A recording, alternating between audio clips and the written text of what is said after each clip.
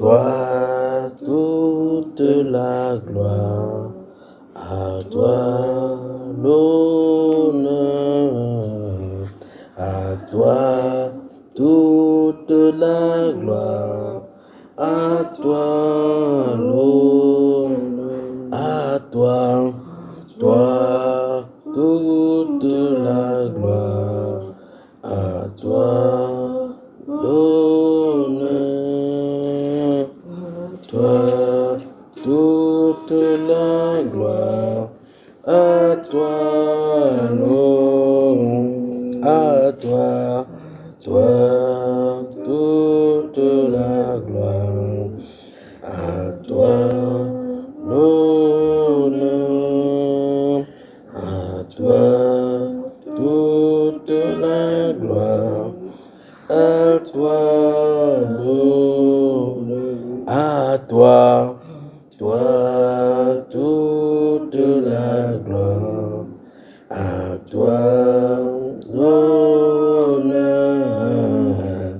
à toi toute la gloire, à toi l'honneur, à toi, toi toute la gloire, à toi l'honneur, toi toute la gloire, à toi l'honneur, à toi toute la gloire, à toi l'honneur, à toi toute la gloire, à toi l'honneur, à toi toute la gloire, à toi l'honneur,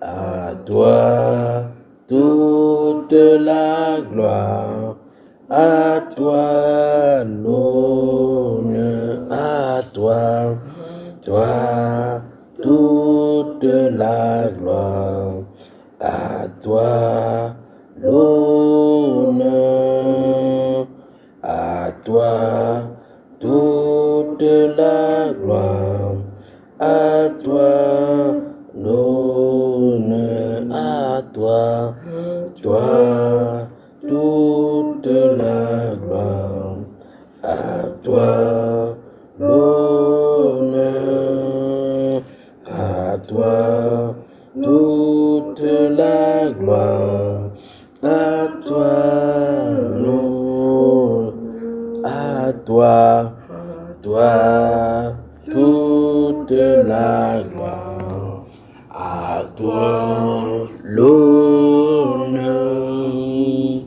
à toi toute la gloire, à toi l'honneur, à toi, toi toute la gloire, à toi l'honneur,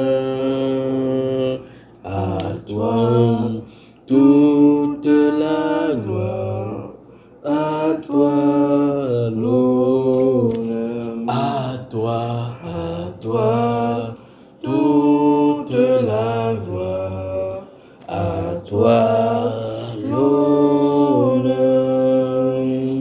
à toi toute la gloire, à toi l'honneur, à toi toute la gloire, à toi l'honneur, à toi toute la gloire, à toi l'honneur, à toi, toute la gloire, à toi l'honneur, à toi toute la gloire, à toi l'honneur, à toi toute toute la gloire. À toi l'honneur. À toi toute la gloire. À toi l'honneur. À toi, toute la gloire. À toi l'honneur. À toi toute la gloire. À toi l'honneur. À toi, toute la gloire. À toi l'honneur. À toi toute la gloire. À toi l'honneur. À toi toute la gloire. À toi l'honneur. À toi toute la gloire. À toi l'honneur. À toi toute la gloire. À toi l'honneur. À toi toute la gloire. À toi l'honneur. À toi toute la gloire. À toi l'honneur. À toi toute la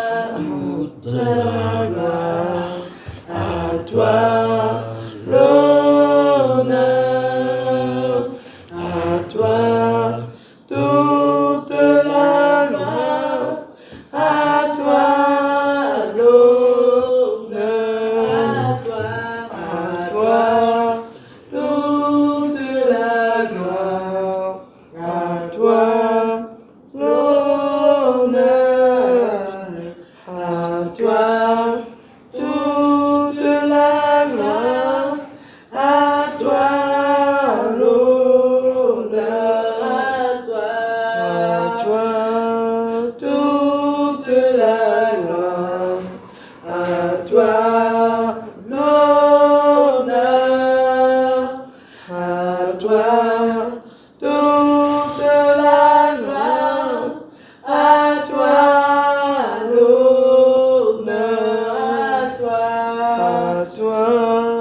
toute la gloire.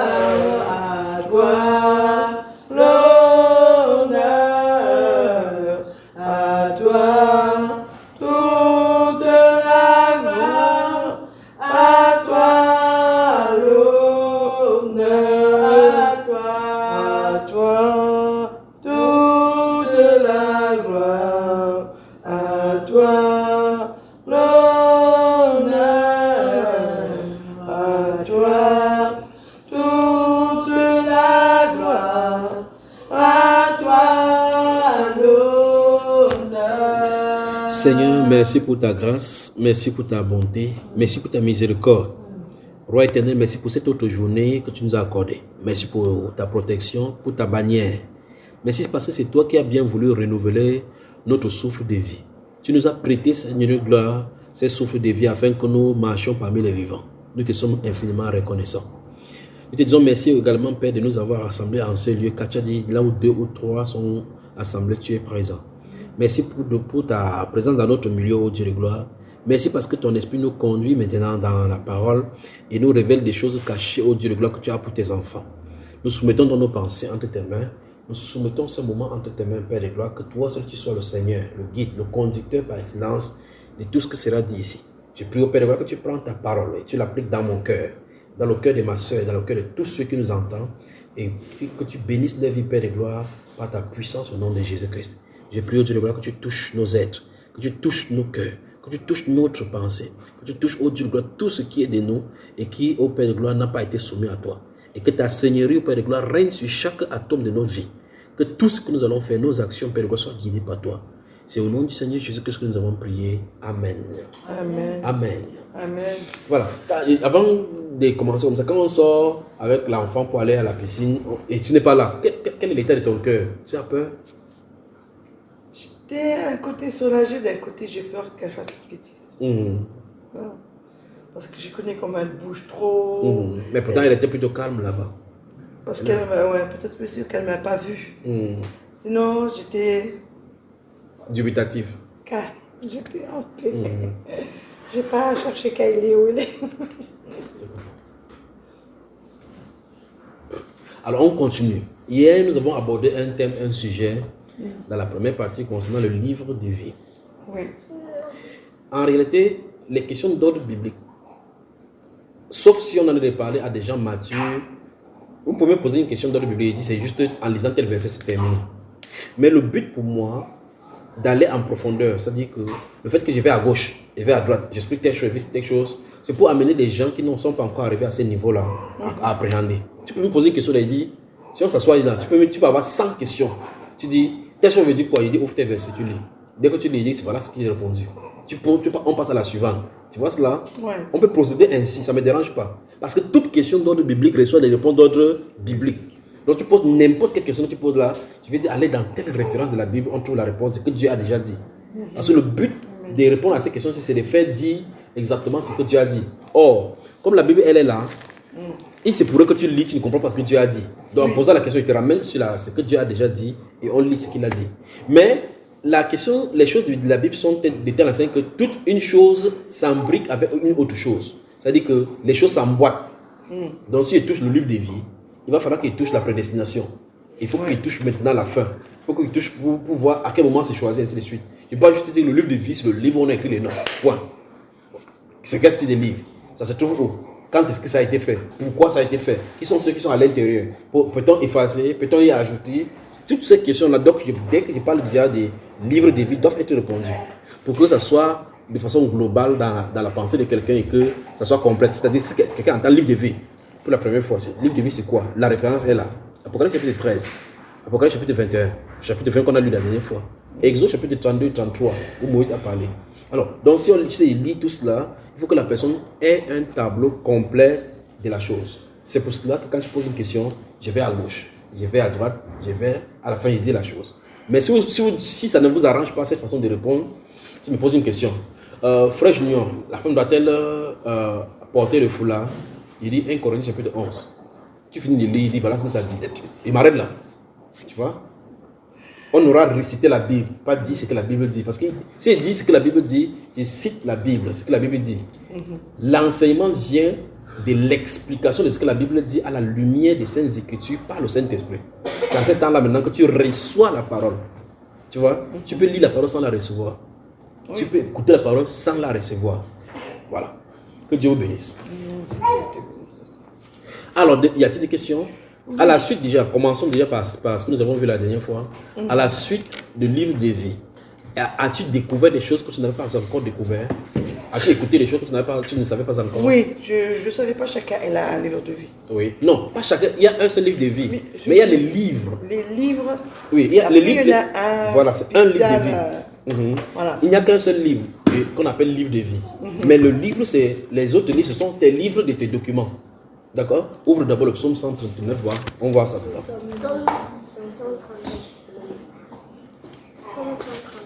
Psaume 139. Rapidement. Fermez-moi ça.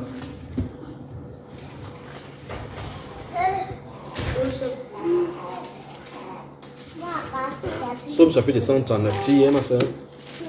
Alors, cette demoiselle s'est appelée Emmanuel, comment ça s'appelle encore celle-ci? Madeleine, ou bien encore Josué, va lire et à haute voix les versets 14 à 16.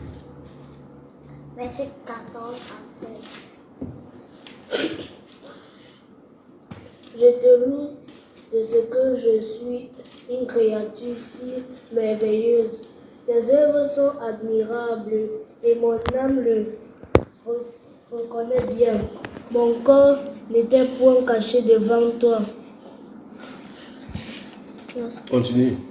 Lorsque j'ai été fait dans un lieu secret, tissé dans les profondeurs de la terre, quand je n'étais qu'une masse informée, tes yeux me voyaient. Et sur ton livre étaient tous inscrits les jours qui m'étaient destinés avant qu'aucune d'eux existant. D'après ce que David dit ici, lorsqu'il était encore une marche informe, les données le concernant sa vie étaient inscrites. Donc, ça veut dire quoi? Ce n'est pas seulement le renseignement sur le nom de la personne. Parce qu'en réalité, la dernière fois, nous avons vu que il dit, on a placé les gens en Christ avant la fondation du monde. Oui. Tu vois donc que finalement, ça suppose donc qu'au finish, nous tous, nous sommes des frères. Nous tous, nous sommes des frères. Parce qu'en fin de compte, si tu dois être en Christ et que ta destinée est déjà écrite devant le Seigneur, quelles sont des choses donc qui sont dans ces renseignements qui se trouvent chez le Seigneur? Bon, David dit qu'il a été tissé dans les profondeurs de la terre. Nous, on sait qu'on est créé par les gens dans la terre, pas vrai? C'est déjà quoi tisser? Oui, tisser. Tisser, tisser, ça veut dire qu'on tresse, comme on tisse les tisser. Oui, voilà, tisser. Parce qu'on est tissé des nerfs. En réalité, si tu regardes l'être humain est tissé des nerfs. La partie la plus importante de l'être humain, le vivant de la chair, ce sont les nerfs. Ah, ok. D'accord? Ce sont les nerfs. C'est pour ça que quand dans Ézéchiel chapitre 36, quand il a dit que le vent souffle dans les quatre coins, les nerfs ont commencé à se tisser. Ce sont les nerfs. C'est les nerfs qui sont comme enfilés de l'autre côté. On est développé. Par la suite, les choses se construisent autour de ces nerfs-là. Ah, ok. D'accord, ma soeur, là? Non, je comprends.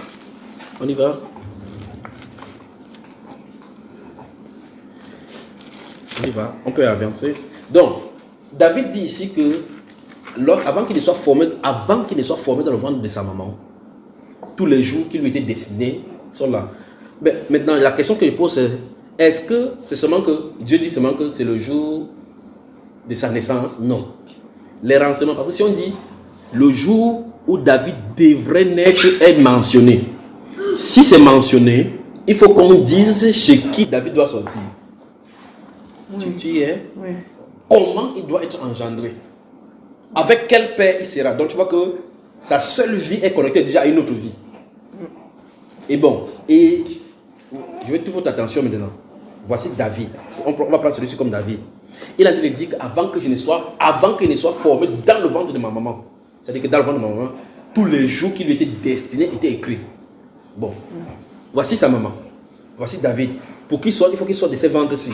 Mais pour qu'il soit dans ces ventres-ci, il faut qu'un homme rencontre une femme. Oui. Bon, on se retrouve maintenant vers cet homme-là, tournons vers cet homme-ci. Pour que cet homme-ci soit là, pour rencontrer cette femme, pour que cet homme-ci vienne, il faut qu'il naisse quelque part. Oui. Il faut qu'il naisse quelque part, il faut qu'on va retrouver ses parents. On l'appelle le fils de Jessé, pas vrai? Et pour que Jessé puisse naître pour regarder quoi, il faut qu'on rencontre encore une autre personne. Et donc tu vois que tout est prédestiné et rattaché. Tu commences à voir? Tu vois cela? C'est pour ça que tous la Christ les a prédestinés. Et aucun ne peut faire défaut. Maintenant, quand cet homme-ci, Isaïe, vient voir madame Isaïe pour aller se rencontrer, le jour, la date de détermination de la rencontre entre le spermatozoïde mâle pour rencontrer la gamète femelle, c'est prédestiné par le ciel. Il faut que ce soit le spermatozoïde que David va permettre que l'esprit de David entre là-dedans. On place là. Oui. Et quand il entre là-bas, on ouvre le livre dans la vie, on met pap. S'il y a le chrono, ce qu'on appelle chrono ici là, tape, le chrono est donné, pap, ça commence à déclencher. Le chrono va s'arrêter, tourner, c'est programmé que ça va faire telle chose. Il y a des temps mis. On dit, à l'âge de 17 ans, on va le rencontrer pour lui donner la prophétie pour le royaume. Il est né pour être roi. Tu vois cela? Après 2 ans de règne, il doit commettre l'adultère. Quand il va commettre l'adultère, on va manifester l'amour de Dieu. À ce moment, on va déclencher dans le ciel le livre qui parle de la miséricorde. Heureux celui à qui l'Éternel n'impute point le péché. Il faut qu'on regarde ces genres d'attributs de Dieu. Comment faire pour que cet attribut, si les hommes comprennent ça sur la terre, que Dieu, quand Dieu a pardonné à quelqu'un le péché, personne ne peut plus lui faire coupable. Il faut que le psaume 32 soit écrit dans la Bible. Comment il faut faire? Il faut que quelqu'un commette l'adultère. On inclut donc l'adultère dans sa vie sur la terre. Il faut vraiment connaître la Bible. Je peux avancer là maintenant? Oui. Voilà. Maintenant, pourquoi on inclut l'adultère dans sa vie sur la terre? Il faut qu'on cherche la personne qui va commettre l'adultère. Et la manière dont le scénario va se passer. Alléluia. Amen. Quand quelqu'un entend comme ça semble être du blasphème. Mais il faut expliquer les choses telles qu'elles sont. Parce qu'en fin de compte, dans l'histoire de la terre, il n'y a rien qui se rencontre au hasard. Il n'y a rien qui est au hasard. Quelque chose, une rencontre est arrangée. Toute rencontre est arrangée. La mouche, toutes les respirations de battements de ton cœur ont été comptées, pesées. Il dit, même les détails du cheveu sont tous comptés. Ça veut dire que toute personne que tu vas saluer, combien de fois tu vas te fâcher sur la terre, c'est prévu. Donc on est dans un film où le grand scénariste Dieu a programmé et a écrit le script de chaque personne. Il suivait seulement. Quand tu finis, dans les films, tu vois souvent les gens qui marchent, ils vendent limonade, et puis on a le poursuivi un bandit, ou l'acteur poursuit le bandit, il fait ouh, il verse la limonade, pour dire, ouais, non, voici ma marchandise. Et puis on dit, ouais, toi qui vois le film, tu dis, ils ont marché, voici la marchandise, monsieur. Ça passe, le scénario est passé, on continue avec le bandit. Pas vrai? Juste parce que le jour qu'on va le tuer, le bandit va se cacher là-bas. Tu te concentres sur le bandit, tu as oublié le scénario de celui qu'on a versé sur hamburger et autres qui vendait là-bas. Mais c'était un acteur du film. Ça, je comprends. Oui. Bon, maintenant, on va y arriver. Maintenant, quand Jésus naît à Bethléem, on dit que les mages sont venus lui rendre visite. Pas vrai? On n'a jamais donné leur nom. C'est vrai. Ni de quelle nation. On a dit qu'ils sont de l'Orient. On dit qu'ils étaient des mages. Ils sont venus aller voir le Hérode. Quand ils sont venus voir Hérode, n'importe qui ne voit pas Hérode comme ça. Parce que si c'est quelqu'un doit venir voir, c'est un peu comme on dit, quelqu'un allait en France, aller voir Emmanuel Macron. Ou tu ne peux pas aller en France voir Emmanuel Macron comme ça. Non. Tu entres juste en France comme si... On raconte, quand tu vois l'histoire de la Bible, tu as comme l'impression que tout le monde avait accès au palais. Qui était comme ça, on a accès au palais, on va voir Hérode. Que où est le roi des Juifs? Mais c'est une personnalité. Il y a des hiérarchies pour pouvoir le rencontrer. Alors, qui sont ces personnages-ci? À qui Dieu se révèle pour qu'ils comprennent que le roi des Juifs est né. Et puis, subitement, quand il quitte, on dit, voici Jésus qui allait au temple. On ne dit pas quand Jésus qui s'est lavé. Et quand un de ces jours comme ça, il dit que je monte à Jérusalem et le fils de l'homme sera livré. On ne dit pas à quel moment Joseph a quitté la scène. Joseph qui était le père, le mari de Marie. À partir de... On commence à se renseigner seulement dans Marc où on dit, pendant que tu étais parlé comme ça, on est venu dire que ta mère et tes frères, tes chers, on ne mentionne plus son père. Son père finit lorsqu'il rentre de l'Égypte. Tu vois cela? À l'âge de 12 ans, il rentre là-bas. Dès qu'on donne le renseignement sur lui qui vient de rentrer, c'est terminé. À partir de là, on introduit sa mère. Sa mère dit que faites tout ce qu'il vous dira, le vin est fini. C'est fuite à Canaan que pour la première fois, Jésus fait son premier miracle et ses disciples vivent et crient en lui. Où est son papa? On ne s'intéresse pas. Son chapitre était terminé. Le scénario qui devait jouer dans le film, c'est terminé. Si toi maintenant, en tant qu'être humain, tu te dis qu'il faut que je comprenne ce que Jésus veut faire. À cet instant, tu entres dans ce qu'on appelle l'ésotérisme. C'est pour ça que les francs-maçons, quand ils veulent savoir, ils disent que où est-ce que Jésus était entre 12 ans et 30 ans. Parce que le scénario qu'on raconte, c'est qu'il était au temple avec les docteurs. Sa maman est rentrée. On lui dit, où est Jésus? Après, on rentre à temple. Il est là depuis 3 jours en train de poser des questions aux gens. Il posait trop de questions. Après 12 ans. Et puis, subitement, on dit que à l'âge de 30 ans, il s'est présenté à la foule. Et pendant que Jean-Baptiste en train de parler, il vient de la Galilée pour être 12 ans, 13 ans, 14 ans, 15 ans, 16 ans, 17 ans, 18 ans, 19 ans, 20 ans, 21 ans, 22 ans. Il faisait quoi? Il vivait comme toi et moi. Il avait des voisins. À l'âge de 15 ans, il jouait, on l'a dribblé, on lui a mis le zolo. Pop, Jésus! Pas vrai? Peut-être qu'il a fait la course, on l'a gagné. Mais c'était Dieu fait chair. Tu vois? Mais il y a un temps pour toute chose. Dans son chronogramme, on dit qu'il y a un temps marqué où il devait se présenter à la foule. Quand il s'est présenté à la foule, l'autre a dit, voici l'agneau de Dieu qui enlève le péché du monde. Mais s'il passait là-bas la veille, on ne dirait pas ça. S'il passait là-bas, le temps est marqué. Donc c'est pour dire quoi? Tous les programmes sont faits de telle enseigne que la naissance de Jésus même, pendant qu'il naît, de ce côté-ci, il y a 2 personnes qui sont connectées à lui automatiquement. Automatiquement, il y a son cousin, Jean-Baptiste, qui est connecté à lui. Et puis il y a l'antéchrist, le type de l'antéchrist qui est né, Judas Iscariote. Il faut qu'il naisse quelque part. Il grandit, il se rencontre, il entre dans la foule. Il fonctionne. Quand il doit sortir pour rentrer là où il devait partir, Judas l'a précédé. Vous voyez cela? Et la prochaine fois qu'il va encore se rencontrer, il va encore entrer. C'est comme ça. Ça a été toujours comme ça. Dès que l'esprit de Christ entre par Abel, subitement ça entre par Caïn. Quand il tue Caïn, il ressuscite encore par Seth. Je suis très bien. Bam, il regarde. L'antichrist sort. Tant par Caïn.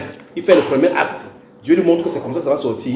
Tu vas me tuer en Abel, je ressuscite en Seth. Tu comprends cela? Ouais.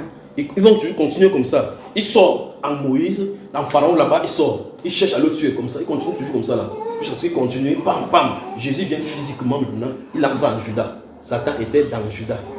Tu vois cela? Il fait l'œuvre. Quand il fait l'œuvre, Judas rentre dans l'autre côté, il rentre dans l'autre côté. La première et la dernière rencontre, c'est là où le film va terminer. C'est la dernière rencontre. Quand il va venir maintenant, il va le détruire. On a vu ça dans l'Apocalypse. Donc voilà, c'est un scénario du monde qui est là. Et ça, c'est le script. Donc chaque personne voit ce qu'il a de jouer comme rôle. D'accord? Donc, dis à quelqu'un que ton livre est écrit, ce n'est pas le seul renseignement. On peut aller plus tard, à l'intérieur, voir ce qui est prévu pour faire. Il y a le mari que tu es censé rencontrer. Combien d'enfants tu es censé avoir? Parce que quand le moment vient, les enfants quittent là pour venir ici. Les enfants ne quittent pas de nulle part. Il faut qu'on soit clair là-dessus. Les enfants quittent de quelque part pour venir ici. Donc nous, on quitte de quelque part pour venir sur la terre. Quand on dit aux chrétiens que vous êtes des pèlerins sur la terre, qu'est-ce que c'est qu'un pèlerin? C'est quoi un pèlerin? Parce que je ne sais pas ce qu'est un pèlerin. C'est votre langage, ça? C'est quoi un pèlerin? C'est un croyant. Un croyant. C'est ce que je connais, mais je... C'est quoi un pèlerin? Un pèlerin, c'est quoi? Vous êtes en pèlerinage sur la terre. Vous êtes en pèlerinage. Passage. Des passages. Bon, si tu es de passage, ça veut dire que tu dis quelque part, tu es de passage. Et tu es allé quelque part. C'est ça, non? Un pèlerin. Je m'en vais en pèlerinage en Israël. Si je me trouve en Israël, je suis un passager. Non, ou bien un pèlerin. Si je suis en Israël, je viens comme ça, je suis en pèlerinage à Israël. Mais pourquoi je suis en pèlerinage en Israël? Je suis sorti d'un pays pour venir dans la terre d'Israël pour faire le pèlerinage. La Bible déclare donc des héros de la foi, parlant d'Abraham, qu'Abraham, il reconnaissait, ils ont vu la cité, celle dont Dieu est l'architecte, ils ont vu et ils ont salué de loin. Ils reconnaissaient qu'ils étaient des pèlerins sur la terre. Pas vrai? Donc ils étaient des passages. Alors, pourquoi? Le point c'est ceci. Pour que tu sois des passages, il faut que tu quittes quelque part pour passer là où tu es. Oui. Ah, mais dans ce cas, c'est très bien. Ça veut dire que le commencement de ta vie ne commence pas quand tu viens du ventre.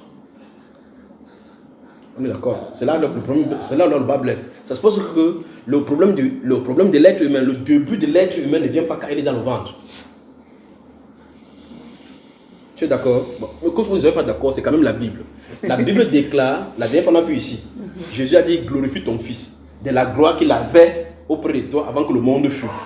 Mais on le voit là-bas, il a 30 ans. Donc, mais c'est un vieux.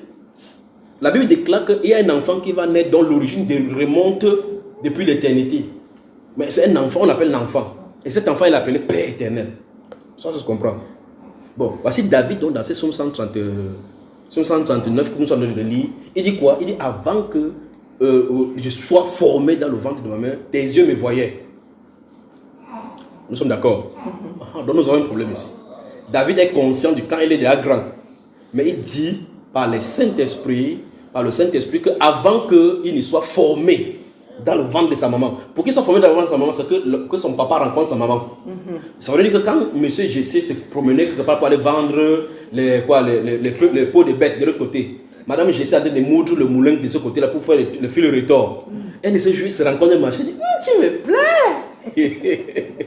Tu vois? Et puis M. Jessé lui fait les clins d'œil comme ça. Tu me plais. Pendant qu'ils sont comme ça, le but de la rencontre plus tard, c'est pour produire les enfants, et les chamans, ainsi de suite. Et puis David par la suite. Pas vrai? Mais David dit qu'avant qu'il ne se rencontre au marché là, Dieu le voyait. Bon, quand Dieu voyait David était où? C'était en ciel. Donc on quitte de quelque part. Oui, on quitte de quelque part, on vient sur la terre. La terre, c'est le lieu de pèlerinage, c'est le lieu de l'expérience, c'est le lieu où on quitte l'éternité, c'est le lieu temporel où on peut passer dans l'éternité. Donc c'est la porte, on quitte dans une fenêtre, boum, l'éternité, boum, on passe dans le temporel, boum, l'éternité. Vous comprenez maintenant, n'est-ce pas? Ok. Alors donc, quand Jésus était dans le ventre de la maman, pendant qu'il était là, à l'intérieur, il tapait un peu de Marie, le ventre de Marie comme ça, il contrôlait quand même tout l'univers. Oui. Un de ces jours, comme cette enfance, comme Daniel Ruth, qui est là entre les mains, quand il était comme ça, il tête. Pendant que Joseph passe là pour dire que ouais, il y a les difficultés ici dehors. Il s'est tenu là comme ça, il dit, il y a des difficultés. Mais c'est Dieu quand même là qui a le tété, le sein de quelqu'un. Enfin, quand il dit, mais il ne peut pas parler. Donc c'est Dieu, c'est vous sur la terre.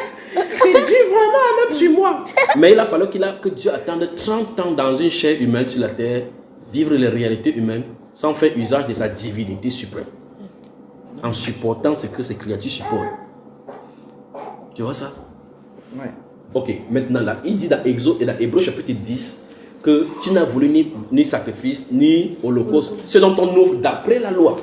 Mais tu m'as formé un corps. Tu vois? Il dit c'est pourquoi j'ai dit je viens pour faire, oh Dieu, ta volonté. Maintenant, quand vous lisez cela, dans le psaume 45, c'est écrit là-bas. Dans ce psaume 45, c'est écrit que Dieu n'a voulu un sacrifice, tu m'as formé un corps. Et il dit, lorsqu'il introduisit le Christ de nouveau dans le monde, il dit que tous les anges de Dieu l'adorent. Je pose la question aux chrétiens, à quel moment Christ a-t-il été introduit dans le monde? Il dit, j'étais engendré aujourd'hui. Quand est-ce qu'il a engendré Christ Jésus? Quand? C'était à 33 ans quand il a commencé. Jamais. Il est toujours là, de toute façon. Il a été toujours, mais il a été engendré au moment donné. Parce qu'engendré, c'est de la nature humaine. C'est dans la dimension humaine, on n'engendre pas là-bas. Tu vois? Tu vois, mais c'est quand il a commencé à parler. Il dit, tu es mon fils, j'étais engendré. Comment? Quand il a commencé à parler de son père.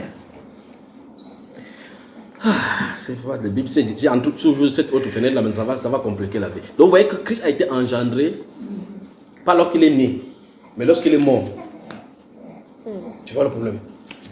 C'est quand il est à 3 jours, il est ressuscité. Voilà. Donc c'est le premier né de cette créature dont là maintenant. Il est le premier né de cette créature nouveau-né. La tête. Alors, donc, pour dire, lorsque nous voyons ces choses-ci, c'est pour ça que je suis en train de dire, si je prends juste le cas des livres de vie, et puis il me tient là, il dit que ton nom est écrit dans le livre de vie. Ça implique clairement que tu devais être assis ici aujourd'hui. C'est prévu dans le livre de vie que tu devais me rencontrer sur la terre. En bougeant ta tête comme ça, quand je vais parler ça. Et quand je vais parler, deuxième fois, tu souriais. Après, tu vas te tourner, tu vas regarder la sœur Grâce. Regarde, elle fait tout pour ne pas se tourner. Parce qu'il a dit l'autre là avant. Ah, c'est merveilleux. Quand tu comprends toutes ces choses qui sont dites de la Bible, tout ce que tu as à faire, c'est d'adorer le Seigneur. Ça pousse le cœur, la sémence prédestinée qui est à l'intérieur à adorer Dieu. Parce qu'il fait toutes choses à merveille. Il a programmé toutes choses et toutes choses marchent comme il a voulu. Il n'y a rien qui est en retard dans la création. Il n'y a rien qui manque. La Bible est claire dans Ecclésiaste 3. Il dit ce qui manque ne peut être compté et puis ne peut être comblé. Ce qui est courbé ne peut être régressé. Et même il a mis dans le cœur de l'homme la pensée de l'éternité. Donc il a fini de faire. Il a mis la pensée de l'éternité. Pense d'où tu viens et pense où tu vas. Et c'est ça, là où il se trouve maintenant, étant que Dieu qui contrôle cela, le temps et les circonstances. C'est que tu n'as le devoir que de penser, mais tu n'as pas le pouvoir sur l'éternité, là où tu vas, ni le pouvoir sur là où tu viens. Parce que tu le veux ou pas, voilà, tu aurais souhaité, comme tu nous vois Camerounais, tu aurais souhaité naître au Cameroun. Si tu étais né au Cameroun, tu devais être content, non? Dieu a voulu que tu sois là où tu es, que tu le veux ou pas. Donc maintenant, pourquoi on soit ici aujourd'hui en train de parler? C'est ça que j'avais dit qu'il fallait que tu comprennes que tu dois être là-bas pour comprendre qu'on est là. Et même, pour être des garçons bien filles, ce n'est pas l'homme qui décide. Tu ne décides pas. Ni de ta taille. Mais voici, je suis court. Si je voudrais être grand de taille, je n'ai pas de possibilité. Tu vois, Dieu a tout prédestiné. Dans le gène, dans les chromosomes, tout est marqué là-bas. Alors on a des problèmes. Lorsqu'on comprend ces choses dans la chose de Dieu, on laisse Dieu être Dieu, souverain, le seul tout-puissant. En tout cas, on est entre ses mains. On dit l'univers est entre ses mains, comme ça, il tient l'univers entre ses mains. L'univers, pas la terre. Parce que la terre, c'est son marche-pied. C'est-à-dire le pied de Dieu, même la terre, c'est peut-être comme le grain de sable qui peut toucher ton pied. Si pied il a, s'il dépose, l'univers ne peut pas le contenir. Et donc là, toute chose a sa place et chaque chose arrive comme il a voulu au moment où il a voulu. Tu comprends? C'est pour ça qu'il y a des gens ici, qu'il y a des gens qui disent qu'ils ont des visions que Jésus est en train de pleurer. Il dit, Seigneur, tu pleures pourquoi? Il dit, pleure parce que les gens pour qui je suis mort sont là dans l'enfer. Je crois que des personnes comme ça, il faut les arrêter, les fouetter vraiment bien. Les fouetter. Parce qu'on a lu clairement qu'il a dit que on ne sait rien égarer de ce que tu m'as donné. Parce que la volonté du Père, c'est que je n'égare point de ce que tu m'as donné. Après, il a dit que j'ai accompli, j'ai achevé l'œuvre. Donc, il a résolu le problème. Et quelqu'un vient aussi dire qu'il a en train de mourir. Que les gens pour qui il est mort, il est resté à la croix, sont en train de mourir. Donc, son sang n'a pas été suffisant. Et d'autres personnes viennent ici et disent qu'il faut que tu offres des sacrifices d'action de grâce à Dieu pour que Dieu pardonne tes péchés. En même temps, le sang de Christ est parfait pour résoudre tous les problèmes du péché. C'est le sang qui a été versé pour le péché. Et il n'y a pas de possibilité de donner quoi que ce soit pour l'expiation du péché. Parce que Dieu a dit, tu n'as voulu ni sacrifice, ni holocauste pour le péché. C'est le corps de Jésus qui a été le sacrifice suprême pour résoudre le problème du péché. Et il a résolu. S'il a résolu, il n'y a plus aucune autre chose à offrir pour le péché. Qu'est-ce qu'il faut faire? Il faut seulement accepter ce qu'il a fait. Tu acceptes, c'est appliqué dans ta vie. Point final. Alors, y a-t-il des questions donc pour la suite? C'était l'introduction. Non, elle est prioritaire. Parce que tu es toujours là. Elle est bientôt partie. Moi, j'ai une question que j'ai découvert ici en Cameroun. Parce qu'avant, quand j'étais païenne, je ne connais pas. Et même quand j'ai accepté Christ, je ne savais pas. Quand je suis arrivée ici en Cameroun, que j'ai découvert ça, que l'homme, il faut qu'il soit plus âgé que la femme. En France, peut-être tu ne savais pas ça? Non. Parce que moi, je suis plus âgée que mon mari. Oui. Alors, pour moi, c'est un problème. Pourquoi c'est un problème? Tout le monde dit non, il ne faut pas que la femme soit plus âgée que l'homme. Même pas d'une année. Moi, je ne comprends pas. C'est une question d'ordre biblique. Ça veut dire que ce n'est que quelqu'un qui est assigné à cela qui doit te répondre. D'accord? Si tu prends les avis des gens, si tu prends seulement l'avis, tu veux prendre mon avis, ils ne donneraient pas mon avis, ils donneraient l'avis de la Bible. Oui, l'avis de la Bible. Moi, Voilà. ils m'ont donné l'avis de la Bible. Ils m'ont dit, comme Adam, il est né le premier, ils ont pris la côte de Adam pour créer... On passe sur le principe. Qu'est-ce que tu veux savoir? Déjà, que mon mari soit plus âgé que lui. Non, ça c'est ton cas particulier. Oui. Pose la question de façon générale et puis on va quitter du général pour le particulier. Est-ce que c'est mon mari? Est-ce que c'est Dieu qui me l'a choisi? Non, ça c'est le cas particulier. Ok. Donc je voulais dire, pose la question de cadre général. Pourquoi on ne répond pas seulement pour toi? Parce que dans le monde, tu n'es pas seul dans le cas où la femme est âgée que l'homme. D'accord? Voilà, la question que je pose la question de façon générale. Franchement, je ne sais pas, c'est pas une question générale. Je voulais dire ceci, tu as de parler de toi et de ton mari. Oui. Pose la question pour tout le monde. Oui, est-ce qu'un homme il peut être plus jeune que la femme pour se marier? Très bien, il peut. Dans le côté chrétien. Il peut.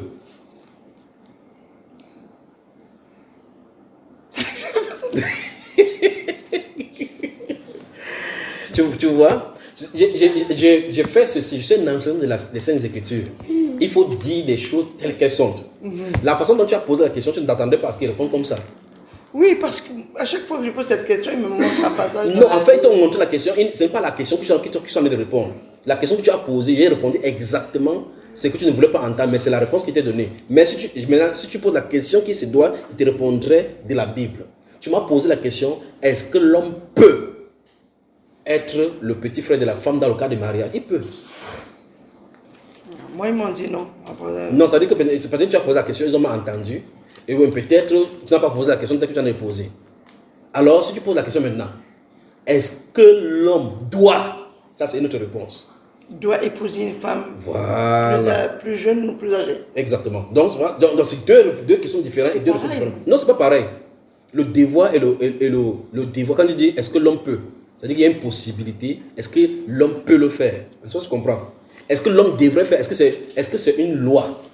Parce que le devoir implique naturellement la loi. D'accord?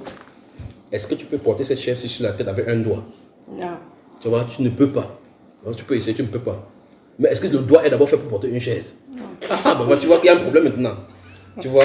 Maintenant, je prends dans un autre cadre pour poser cette problématique, d'accord? Pour que tu comprennes l'essence. La femme peut-elle enseigner la parole de Dieu? Ce que j'ai appris ici, non. C'est toujours ici que tu as appris ça au Cameroun. Ce que j'ai appris. Mais attends, ça veut dire que quand tu es venu de la France pour séjourner ici au Cameroun, on a bouleversé toute ta chrétienté alors? Non, pour moi, je suis améliorée. Bon, initialement, quittant la France parce que là, tu as dit, j'ai comme l'impression que tu as eu une doctrine initiale et puis on t'a déconstruit en te montrant ça dans la Bible. Voilà. Mais maintenant, initialement, lorsque tu étais, prenons le cas de l'enseignement de la femme, lorsque tu étais en France, sur quelle base une femme devient pasteur et autres? On te montrait quoi?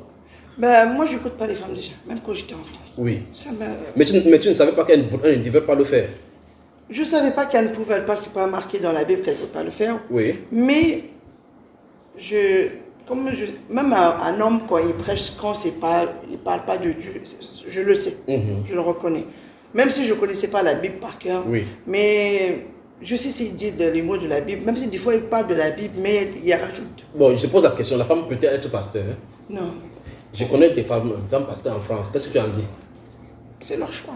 Non, c'est leur choix, donc ça veut dire qu'elles peuvent. Elles peuvent, c'est eux-mêmes. Non, ils sont de t'expliquer le verbe pouvoir et le verbe devoir. Devoir et avoir. Tu vois là, le verbe pouvoir et le verbe devoir. Ouvrons 1 Corinthiens 11, on va lire quelque chose.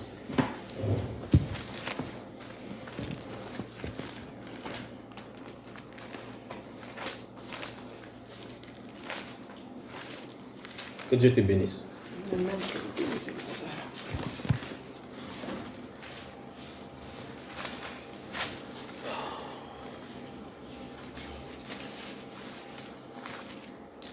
femmes, même s'ils n'ont pas le droit d'être pasteurs, mais elles sont pasteurs.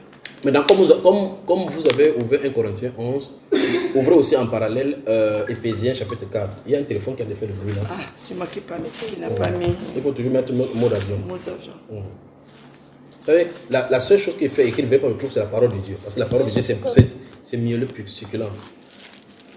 1 Corinthiens chapitre 11 et puis Éphésiens chapitre 4. D'accord? Je vais répondre à cela. Et puis, je vais te raconter une histoire, une anecdote concernant cette histoire de mariage. Moi, Tu as ouvert 1 Corinthiens. 1 Corinthiens, Éphésiens combien? 4. Donc, comme vous avez Éphésiens 4, on va lire un verset et puis je vais expliquer ce qu'on a dit.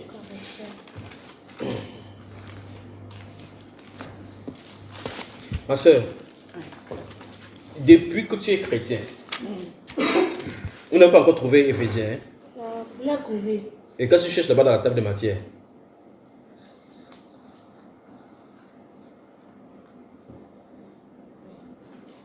Oui, je vous écoute. il peut y aller.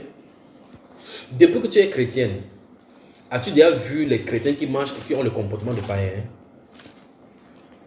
Oui. Ok. Bon, je pose la question autrement. Est-ce que les chrétiens peuvent avoir le comportement de païens?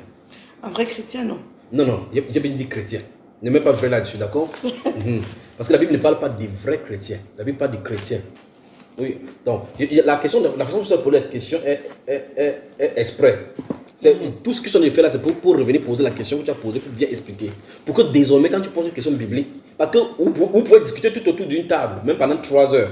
Vous êtes en train de dire des choses en des endroits différents, en employant le langage biblique, croyant que vous en dites les mêmes choses, on n'est pas en train de dire les mêmes choses. Vous allez dans les sens différents. C'est pour cela que je suis méticuleux avec ces choses-ci, pour qu'on dise ce qui est dit à la manière dont il est dit, d'accord? Donc je pose la question, as-tu déjà vu de tes yeux, ou bien encore témoin de voir les chrétiens, ceux qui se disent chrétiens, avoir des comportements des païens? Oui. Voilà, tu l'as vu.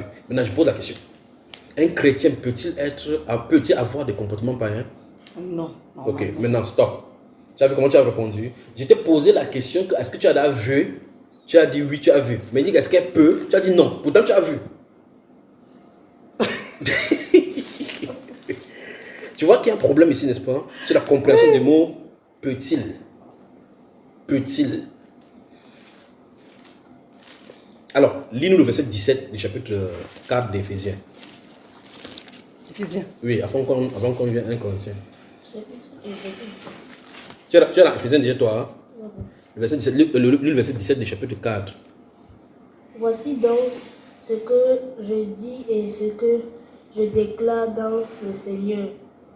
Ce que vous ne devez plus marcher comme les païens. Stop. Entourer ne devait plus. Entourer ça ne devait plus.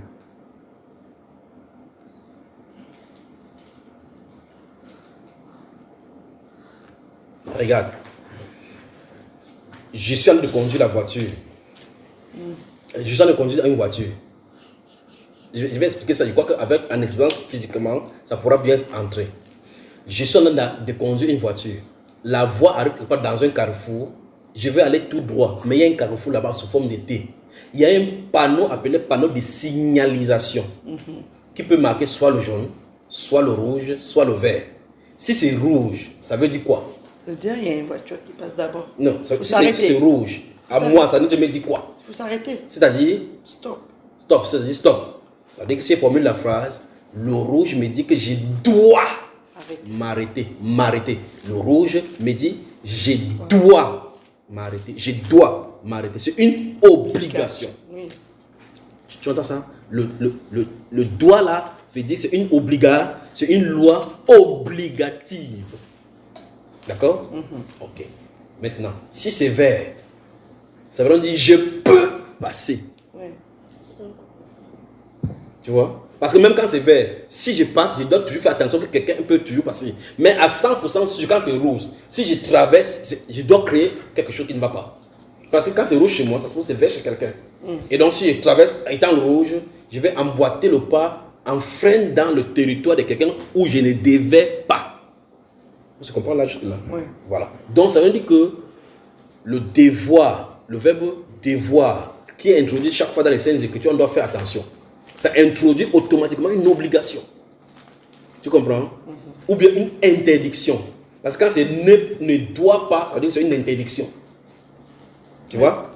Quand c'est doit, ça veut dire que c'est une obligation. Donc, on a le pouvoir, par exemple, regarde bien, je reviens avec le feu. Quand je suis avec mon truc, avec ma voiture, tu es assise à côté de moi, je suis en train de conduire, tu es voilà maintenant assise à côté de moi, c'est rouge. Je pose la question, ma soeur, est-ce que je peux passer? Je peux passer? Non, ça veut dire jusqu'à là, tu ne comprends pas. En fait, je peux passer, j'ai la possibilité. J'ai la possibilité. Non, le problème, c'est que le rouge me dit autre chose. Le rouge me dit que je ne dois pas. Mais la rouge ne me dit pas que tu ne peux pas. Le rouge me dit je ne dois mais que je ne peux pas. Parce que le vrai pouvoir, c'est à mon pouvoir. Oui. Pour le pouvoir, c'est que je peux le faire, je peux l'exercer, je peux décider de foncer. Oui. Mais quelque chose m'interdit de le faire. Oui. Jusqu'à présent, on se comprend. Donc le verbe pouvoir maintenant vient vers moi pour me dire que j'ai l'expression d'exprimer ma volonté en utilisant n'importe quoi qu'il peut faire. Je pose encore la question, est-ce qu'un chrétien peut-il tuer? Il ne doit pas tuer. Non, j'ai utilisé bien mon mot. Est-ce qu'il peut tuer? Il ne peut pas tuer. Non. Comment il ne peut pas tuer? S'il prend le couteau, il met sur toi, ça va entrer. J'ai le pouvoir de le faire. Non, c'est pas le problème. Le problème, c'est pas ça. Mon problème, c'est de comprendre les deux notions. Mon problème, c'est pas. J'essaie de se pécher, ma soeur. Parce que comme on m'a touché tout à l'heure, là, le cadre du mariage dont tu as parlé, il faut comprendre. Il faut que je m'attelle à expliquer bien ça pour que ça ne crée pas de confusion. Quand tu as ton couteau dans la. Tu utilises le couteau pour couper le gâteau, couper telle chose. Ce même couteau, tu peux poignarder quelqu'un avec. Oui. Tu peux, non? Oui, donc tu peux poignarder. Parce que tu peux couper les oignons. Tu peux couper les oignons. Tu peux couper le pain. Tu peux couper du pain. Tu peux également couper mes mains. Tu vois? Mais est-ce que tu dois couper mes mains? Non. Voilà, ça veut dire que c'est une interdiction. Tu vois?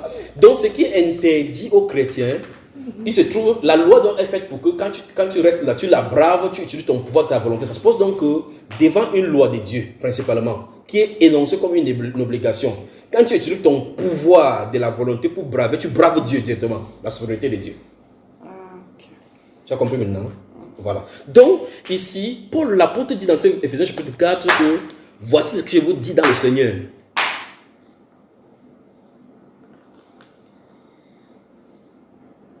Sors, dehors. Il dit, voici ce qu'il vous dit et je vous recommande dans le Seigneur. Vous ne devez plus. Donc, les chrétiens sont obligés, d'après la pensée de Dieu, de ne plus marcher comme les païens.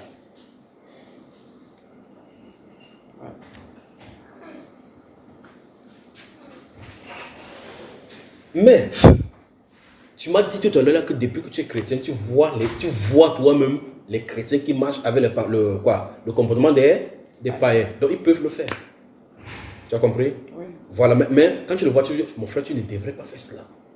Tu ne devrais pas faire cela. Donc, la loi t'interdit de le faire. Tu comprends? C'est un peu comme un policier qui est en route, qui est en train de racketter les gens pour prendre de l'argent.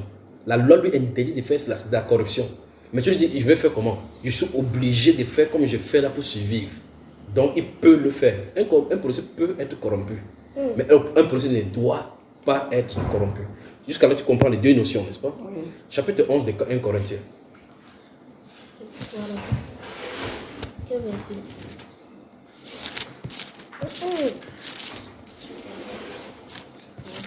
1 Corinthiens, tu as ouvert aujourd'hui. J'ai dit ouvrir ça et on m'a en parallèle avec Éphésiens. Et puis on finit, on rentre dans cette histoire. Dans cette histoire de Marie là. Qui est Alors, on y va. Chapitre 11. Toi, tu lis. Toutefois, dans le Seigneur, la femme n'est point sans l'homme. Tu es où? 11, non? Non, j'ai pas dit 11, j'ai dit 11. Lisons à partir du chapitre 11. On lit doucement, on va y arriver là-bas. À partir du chapitre 1. Verset 1. Ouais. Soyez mes imitateurs, comme je le suis moi-même du Christ. Je vous loue de ce que vous vous souvenez de moi à tout égard, et de ce que vous retenez mes instructions, telles que je vous les ai données. Je veux cependant que vous sachiez que Christ est le chef de tout homme, que homme est le chef de la femme, et que Dieu est le chef de Christ. Tout homme qui prie ou qui prophétise, la tête couverte déshonorerait son chef. Toute femme, au contraire, qui prie ou qui prophétise, la tête non voilée, déshonorer son chef, c'est comme si elle était rasée. Car si une femme n'est pas voilée, qu'elle se coupe aussi les cheveux. Or, s'il est honteux pour une femme d'avoir les cheveux coupés ou d'être rasée, qu'elle se voile. Maintenant, on va annoncer les lois. La loi va commencer. Allons-y. La prochaine phase, maintenant, c'est la loi. Lis. L'homme ne doit pas se couvrir la tête. Stop. Voilà la loi. Tu as vu ça? Oui. Une loi parce que c'est une obligation. Ce n'est pas une option. Tu as vu cela? Parce que quand le mot devoir est écrit quelque part, on n'a pas d'option. Faire autrement, c'est transgresser. Tu vois, l'homme ne doit pas se couvrir dans l'action de prendre quelque chose. L'histoire que les gens de chez vous là disent que c'est les chevelus qui ont été donnés comme femme là-bas, on dit que l'action de se couvrir, le verbe pronominal là-bas, celui qui fait l'action, c'est l'homme. L'homme ne doit pas. Donne-moi ça. C'est fait comme ça, regarde. Je me couvre la tête. Pourtant, les cheveux, ce n'est pas moi qui les ai mis. Les cheveux sont là. Tu comprends cela? Parce que ici, dans cette phrase, il y aura trois notions. La notion de la souveraineté de Dieu et de l'honneur et du gouvernement. La notion de l'interaction dans ce gouvernement-là, lorsqu'on vient avec soit le couvert ou bien pas le couvert. Après, on va toucher maintenant la longueur des cheveux et le pourquoi la longueur des cheveux a été donnée aux femmes. C'est ça que tu comprends. Oui. Donc, on se trouve dans le deuxième ordre d'idée, c'est la couverture. On dit pour l'homme, d'abord, première chose, premier énoncé, l'homme ne doit pas. Donc, je vois les juifs qui couvrent, ils portent le talit sur la tête, ils se couvrent la tête. L'homme ne doit pas se couvrir la tête. L'homme ne doit pas se couvrir la tête. C'est clair. Donc, si je vois un homme qui prie et couvre la tête, il désobéit Dieu. Et si l'homme met une casquette? Il a découvert la tête. On n'a pas dit casquette, foulard, quoi que ce soit. On a dit il ne doit pas se couvrir. Sans la prière, il sort, il met la casquette. Non. C'est ça. On parle par rapport à cela. On parle par rapport à la prière, justement, et l'adoration. D'accord? Même chose pour la femme. Parce qu'on parle ici, j'ai parlé de l'interaction pour le cas de l'homme et la femme parler à Dieu. Donc, on parle de la divinité dans sa. Lorsque l'homme vient pour communier avec Dieu.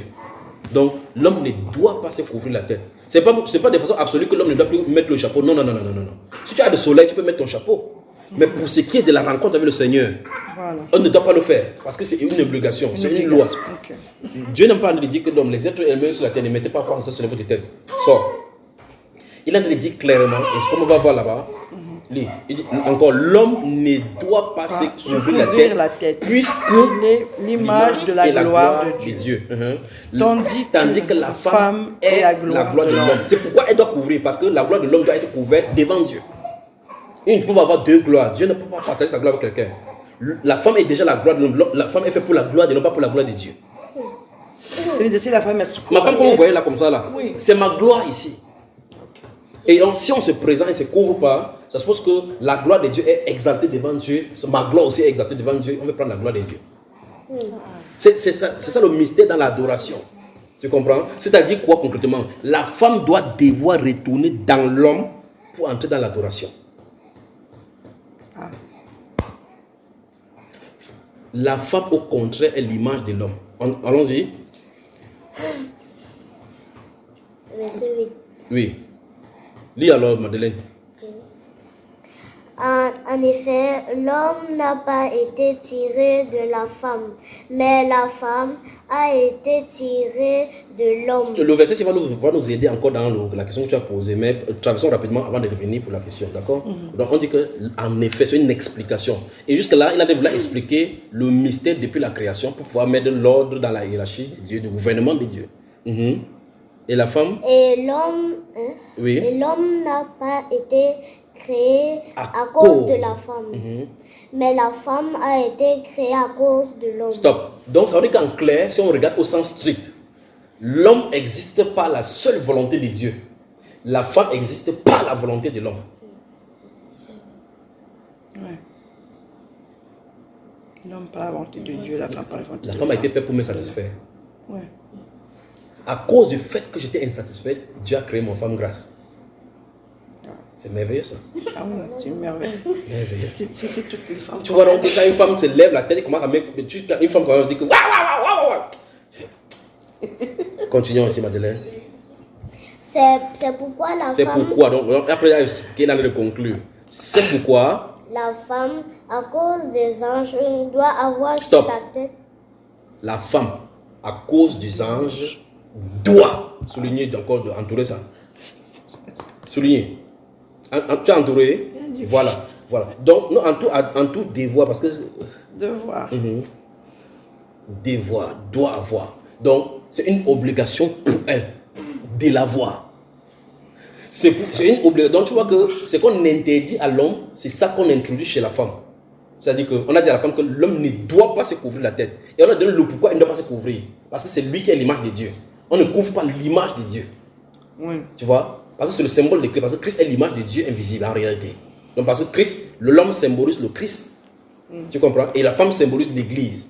Et par nature, quand la femme doit aller se marier, c'est sur elle qu'on met le voile. Oui. Mais c'est quand même terrible ça. Et donc, il dit, l'homme ne doit pas se couvrir la tête. La femme doit se couvrir la tête. Pourquoi? Parce qu'elle est l'image de l'homme. Elle est la gloire de l'homme. Tandis que l'homme est la gloire de Dieu. On ne couvre pas la gloire de Dieu. La gloire de Dieu ne doit pas être couverte. D'accord? Continuons. C'est... Doit avoir 10 doit avoir sur la tête. Sur la tête, une la marque tête d'autorité. une marque de l'autorité dont elle dépend. Toutefois, dans le Seigneur, la femme n'est point sans l'homme, ni l'homme sans la femme. Et Dieu a fait intéressant que lorsqu'il a placé le départ de ces choses de la création, ça s'engendrait. Parce que si je te dis maintenant qu'entre la poule et l'œuf, tu préfères quoi? Tu vas dire quoi? La poule, par exemple. Prenons ça, amusons un peu. Il faut prendre la poule pour donner l'œuf. Pardon, il faut prendre la poule pour donner l'œuf. Et la poule, la sort d'où? Si on prend la poule, tu choisis entre la poule et l'œuf, tu prends quoi? Hein? Ou bien encore, disons ceci, entre la poule et l'œuf, entre la poule et l'œuf, qu'est-ce qui est venu en premier? C'est l'œuf. C'est l'œuf qui était venu en premier. Non, c'est la poule qui donne l'œuf. Non, attends. Qu'est-ce qui est venu en premier, la poule ou l'œuf? Ah, ça, c'est un piège, ça. D'accord, c'est un piège. C'est qui? C'est l'œuf. C'est l'œuf. L'œuf qui a pondu l'œuf là. Non, l'œuf vient après la poule grandit. Non, je dis, c'est l'œuf sort de qui? De la poule. Et la poule a été où? Dans l'œuf. Et l'œuf là a été où? Et l'œuf là que tu dis là a été où? Il était dans la poule. Et dans quelle poule alors? Oui, ça prend l'œuf. Et puis la poule, ça pond l'œuf et ça sortit d'abord C'est un du pont de l'œuf. piège. Donc tu vois le problème. Parce qu'il faut qu'on comprenne qu'il y a eu un point initial où qu'un être a commencé. Parce que maintenant l'homme n'est point sans la femme. La femme, parce que la femme s'unit avec la femme. Voici une femme qui a été accouchée par une femme. Ouais. Elle va exister maintenant pour coucher un homme. Pour accoucher un enfant. Dans ce cycle-là, mais il y a eu un départ où il y a eu un homme. Et on nous a montré le processus. Tu vois cela? Processus. Et la Bible nous dit donc que Dieu a créé le couple ensemble. Il les a créés 2 à 2. Donc, si on admet l'évolution n'aura pas à répondre à cette question. On ne pourra pas répondre à cette question-ci. La théorie de l'évolution de Darwin et tout ce qu'on perd, qui se filtre maintenant par leurs propres pensées. Maintenant, si le fait qu'on pose la question entre l'œuf et la poule qui est venu en premier lieu, s'il y a l'évolution, vous aurez le problème ici. Mais s'il y a la création, on voit que le créateur a dit clairement qu'il a fait le couple. Ça règle le problème. Donc, il y a un moment donné où l'œuf n'existait pas. Où il a décidé que c'est l'initiateur. Parce que ceux qui vont engendrer et produire l'œuf. Tu vois ça? De la même façon, si on fait la même chose avec l'homme, si on prend avec l'homme, on dit que l'enfant s'il vient d'où? La femme s'il vient d'où? Elle vient de ma maman vient d'où? Vous voyez, on se rend de monter grands-parents. Il faut qu'il y ait un premier parent, on appelle la première génération de l'ordre de Mendel. Ouais. Tu vois ça? Donc il y a un premier ordre qui a engendré pour créer ceci. Donc il dit ici que de la même façon, la femme n'est pas sans homme. Et il dit c'est dans le Seigneur. Et parce que quand on parle, c'est dans le Seigneur. Si c'est dans l'évolution, vous pouvez vous embrouiller là-bas. Mais dans le Seigneur, la femme n'est point sans l'homme et l'homme n'est point sans la femme. Continuons. Car de même que la femme a été tirée de l'homme. Oui, voilà l'initial. De même que la femme a été tirée de l'homme, désormais, maintenant l'homme existe par la femme. Et tout cela vient de Dieu. Donc Dieu a été le premier déclencheur et le processus suit son cours. Continuons. Jugez en vous-même et il... Non. Jugez-en vous-même. Jugez en vous-même et il est convenable. Est-il convenable qu'une femme prie Dieu sans être voilée? Donc répondez à la question. Est-ce que c'est convenable? Non. Donc normalement, si on comprend Dieu de la même façon, ça devrait être un réflexe que la femme ne doit pas prier Dieu sans être voilée. Tu vois? Continue. La nature elle-même ne vous enseigne-t-elle pas que c'est une honte pour l'homme de porter de longs cheveux? Il a touché une première notion. La femme ne doit pas prier Dieu. Est-ce que c'est normal qu'une femme prie Dieu sans être voilée? Deuxième, il a touché la deuxième notion dont je parlais. La longueur des cheveux. Oui. Troisième notion. Mais que c'est Une gloire pour la femme d'emporter parce que la chevelure lui a été donnée comme voile, pour couverture, pour parure, pour ornement. Le mot c'est ornement, parure. Tu vois? Tu comprends? Péribolaïon, comme voile, comme parure, comme couverture, comme ornement. Alors, une femme, elle peut prier si elle a des cheveux longs, elle peut lâcher ses cheveux, elle peut prier avec. Elle peut le faire. Une femme peut prier avec ses cheveux sans se voiler la tête. Mais elle doit pas. Applaudissons pour lui. C'est bien, il a compris. Le garçon, il a compris. Tu vois ça, tu vois le problème. C'est ça que je dois expliquer depuis aujourd'hui. Est-ce qu'une femme peut prier Dieu sans se voiler? Même avec les chevelures, elle ne doit pas. Non, attendez. Est-ce qu'une femme peut prier Dieu sans être voilée? Non, il faut qu'elle se voile. Non. Est-ce qu'une femme peut prier sans se voiler? Oui. Oui, elle peut prier. Donc, je m'arrête là. Bon, maintenant, deuxième question. Est-ce qu'elle doit prier Dieu sans être voilée? Non. C'est catégoriquement non, il n'y a pas de discussion. C'est ce que je suis en train de la montrer depuis. Parce que regarde, elle a le pouvoir de soit maître, soit n'est pas maître. Si elle met, elle obéit. Si elle ne met pas, elle désobéit. Donc, en fin de compte, le verbe pouvoir introduit le libre arbitre laissé à l'homme de désobéir ou ne pas désobéir. Tu comprends cela? Bon, si on avait été des robots, on programme juste quand par exemple le réveil, quand on programme qu'à 10h20 que ça sonne, à 10h20 ça fait ça ne dit pas que il y a trop de bruit dehors, les gens dorment. Peut-être comme ça va sur le robot, on a programmé qu'à 10h10 qui sonne. Donc que tu sois en train de faire ta sieste et que ça va faire le bruit, ça va faire l'enregistrement, ça va trouver l'enregistrement, c'est pas sa notion. Ça fait il est programmé pour sonner. L'homme n'est pas programmé de cette façon-ci. L'homme est programmé pour entendre, recevoir la volonté de Dieu et décider soit accepter de l'obéir ou ne pas le faire. S'il accepte de l'obéir, il marche dans le devoir ou bien ne pas le faire. Et donc, le pouvoir de désobéir dépend de l'homme. Tu vois ça, ma soeur? Parce que la femme prend le comme ça. Regarde, on a dit, l'homme ne doit pas, on a littéralement dit, l'homme ne doit pas se couvrir la tête. La suite, puisque l'image de Dieu, c'est l'explication de pourquoi on en dit là. Mais l'introduction de l'interdiction est donnée. L'homme ne doit pas. Mais je pose la question, l'homme peut-il se couvrir? Oui, il a le pouvoir. Il peut. Si quelqu'un dit qu'il ne peut pas, c'est une bêtise. Parce que voici ma main. Voilà le chapeau. Je prends le chapeau, je mets. Donc, j'ai pu le faire. Tu vois? Mais monsieur, pourquoi tu ne mets pas le chapeau quand tu pries? Et tu vois, quand tu es dans les lieux où les gens sont en train de prier, par réflexe, même ça connaît ce verset, c'est l'homme enlève le chapeau. Par réflexe. Pendant qu'il est en train d'enlever le chapeau, la femme devait avoir le réflexe de remettre sa part. Parce que lui, ça lui est interdit. Tu entends, l'homme, je dis bien les hommes, même autour du repas, quand ils prient, quelqu'un a son chapeau, par réflexe, il fait comme ça, par réflexe, sans avoir entendu cet enseignement. Il fait comme ça là, il enlève. Même les musulmans, il se baisse. Laisse le musulman, c'est un autre cas là-bas, n'engage pas ce qui va te dépasser. Non, il fait comme ça là, il engage, il enlève. Quand il enlève, on finit de prier, il dit Amen, il remet son chapeau. Tu as vu? Donc les païens, même en assistant, les cultes chrétiens sont obéissants plus que les chrétiens. Parce que par exemple, comme ça, le pape prie avec un bonnet sur la tête. Et on a vu des cas que c'est quelqu'un qui comme ça, il déshonore. Donc il est considéré comme devant Dieu comme une prostituée. Tu comprends? Ça veut dire que si un homme prie avec la tête, avec le truc sur la tête, la Bible l'appelle un adultère. Tu comprends ça, ma soeur? Ah oui. Donc, et la Bible, donc, pour la femme est considérée comme une femme qui prie Dieu sans se voiler. La Bible déclare que même son mari peut même divorcer d'elle. Moi c'est le contraire. Quand il m'avait avec le voile, je te quitte. Comment ça, ma soeur? Mon mari, quand il m'avait avec le voile, il m'a dit je te quitte. Pourquoi? Mais il t'a quitté alors? J'arrête pas de parler. Non, il ne faut pas parler, c'est qui c'est bon, non? Mais tu l'aimes beaucoup, n'est-ce pas? J'aime mon mari.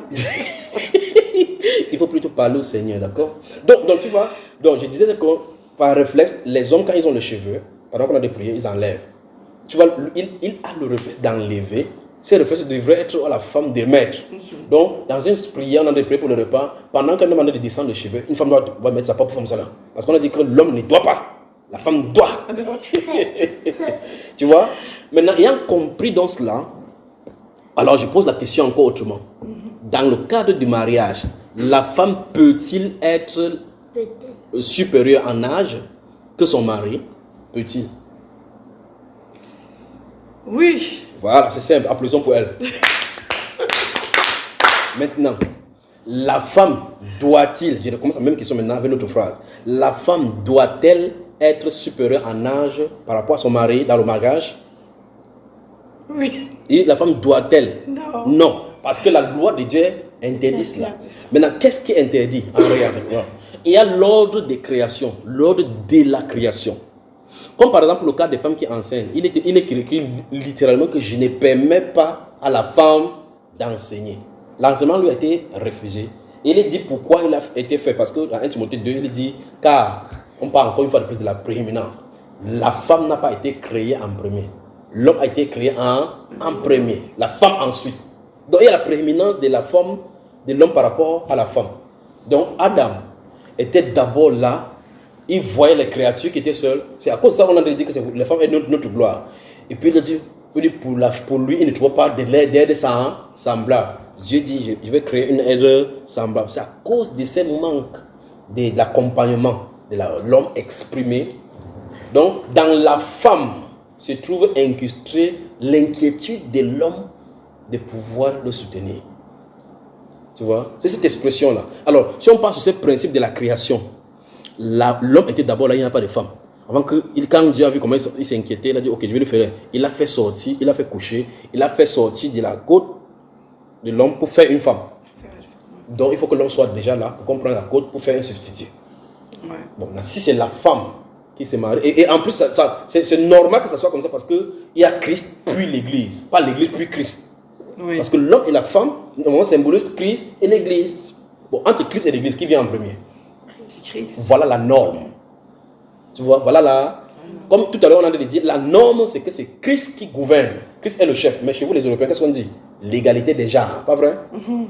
C'est normal, ça? Est-ce que l'homme et la femme peuvent-ils être égaux? Oui, ils peuvent. Parce que voilà ça là-bas. Chez vous, tu dis non, voilà ça, je te montre. Mais est-ce qu'ils doivent? Non. 1 Corinthiens 7, 11, ce qu'on a lu, a dit, je veux cependant que vous sachiez que Christ est le chef de tout homme, que l'homme est le chef de la femme. Comme c'est écrit là, ça ne peut pas changer.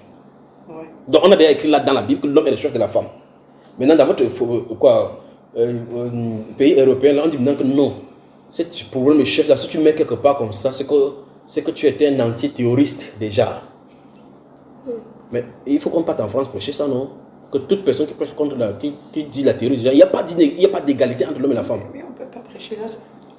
On ne peut pas prêcher ça si je suis là. Pourquoi? Parce que moi, mon mari est plus jeune. Non, on arrive. Je ne suis pas encore dans ton cas, j'arrive dans ton cas, ne t'inquiète pas. Bon, maintenant, je crois que c'est mieux qu'on réponde à la question, d'accord? Pour que tu sois soulagé. Est-ce qu'une femme peut être supérieure à son mari en âge? Oui. Est-ce qu'une femme doit être? Non. Bon, non, si la femme est comme ça, quelle est la situation d'après la Bible? Donc, je tente de vous la présenter dans la Bible que, en fait, la règle biblique, c'est ça. Dès qu'on a compris pour Adam et Ève, et pour Christ et l'Église, le reste suit son cours naturellement. Le reste suit son cours naturellement. C'est toujours l'homme qui est supérieur, parce que l'homme est censé tirer. Parce que c'est pas le contraire. C'est pas... Dieu n'a pas vu l'inquiétude d'une femme et puis dit qu'il veut te faire fabriquer. Non, ça n'a pas le sens. Tu comprends cela? Regarde bien tout ceci. Regarde bien. Celle-ci est ma côte. Je ne suis pas sa côte. La réciproque n'est pas vraie. Tu comprends cela? On se comprend? Elle est sortie de ma côte. Elle est ma côte.